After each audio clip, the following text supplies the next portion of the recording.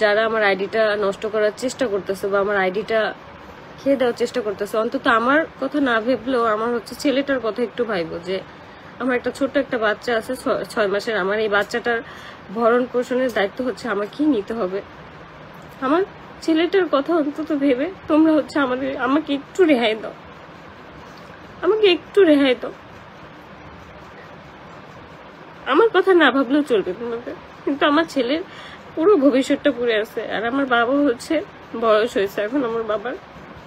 আমি চাই না যে আমার জন্য আমার বাবার কোনো প্রেশার হোক।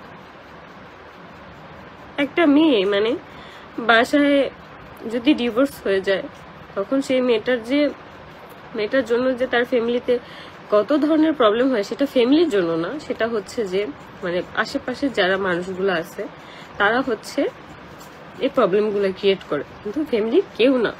তো ফ্যামিলি দেখা যায় কি ওই ফ্যামিলির মানে ওই কথাগুলো শুনতে শুনতে না মানে ফ্যামিলির লোকজনেদের মেন্টালি ওইরকম থাকে না। কিছু কিছু মানুষ হচ্ছে আমাকে এমন ভাবে মেন্টালি সাপোর্ট দেয়, মানে আমি বুঝি নাই মানুষগুলোর সাথে আমার কোনো পরিচয় নাই, কিছু নাই।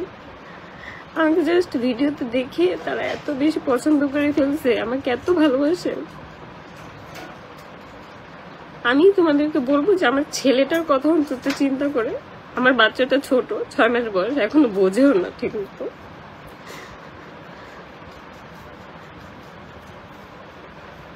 অন্তত আমার ছেলেটার মুখের দিকে তাকায় আমাকে একটু রেহাই দাও।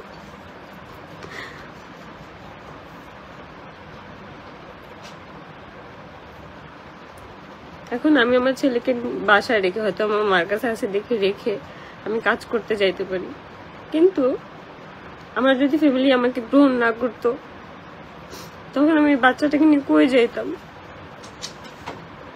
রিজিকের মালিক আল্লাহ, আমার রিজিকের উপর হাত দিতেছে।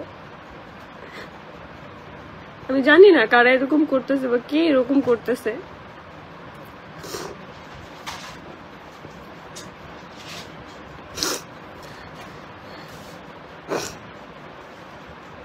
আমি এ পর্যন্ত আজকে থেকে মানে আমি আসার পর থেকে আমি যখন থেকে হচ্ছে নিজে নিজে প্রমোশনের যে কাজগুলো করি, অন্তত তারা জানে যে আমার বিহেভিয়ার কেমন, আমি একটা মানুষের সাথে কেমন বিহেভিয়ার করি।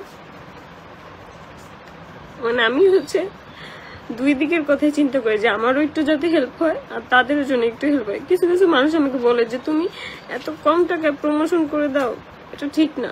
আমি বলি যে না থাক আপু, তারা হচ্ছে স্টুডেন্ট, কিছু কিছু হাউস ওয়াইফ, আবার কিছু কিছু নতুন বিজনেস শুরু করছে। আমি বুঝি আমার কথা কি, আমি যদি 1000 টাকা একটা প্রমোশন করে দিই, আমার না নিজের কাছে অনেক শান্তি লাগে যে না আমার দ্বারা যদি একটা মানুষের হেল্প হয়, একটা উপকার হয়, তাতে কি হয়েছে, সব ঠিক হয়ে যাবে। কিছু ঠিক হচ্ছে না আমার জীবনে, কিছু ঠিক হচ্ছে না। আমি সবসময় হচ্ছে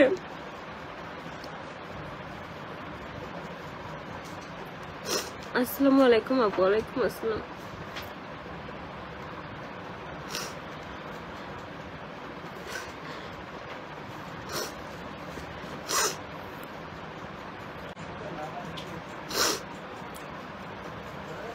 আল্লাহ দুর্বলদের পাশে থাকে আপু, জানি আল্লাহ দুর্বলদের পাশে থাকে।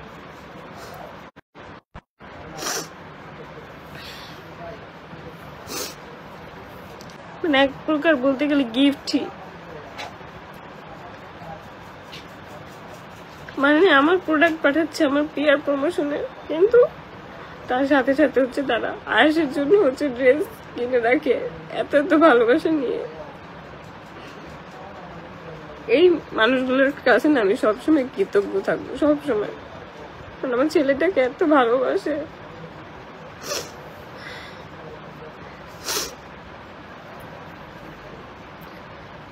কেমন আছো আপু? আলহামদুলিল্লাহ ভালো।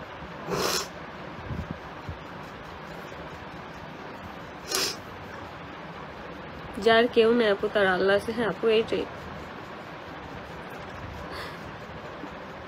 হ্যাঁ আপু, যারা কেউ নেই তার আল্লাহ আছে আপু, জানি আপু। আখি তোমার সাথে কিভাবে যোগাযোগ করব?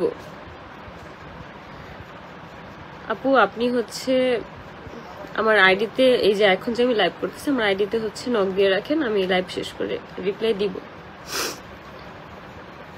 আয়েশের জন্য স্ট্রং হও, দোয়া করে আপু আমি যেন কোনো ভুল স্টেপ না নিই কখনো, যে আমার লাইফের জন্য। মাঝে মাঝে অনেক মন চায় যে হয়তো আমি যদি না থাকি তাহলে কোনো ঝামেলাই থাকবে না, কিন্তু ওই সময় হচ্ছে আয়েশের কথা আমার অনেক মনে পড়ে যে আমি না থাকলে আমার বাচ্চাটার কি হবে।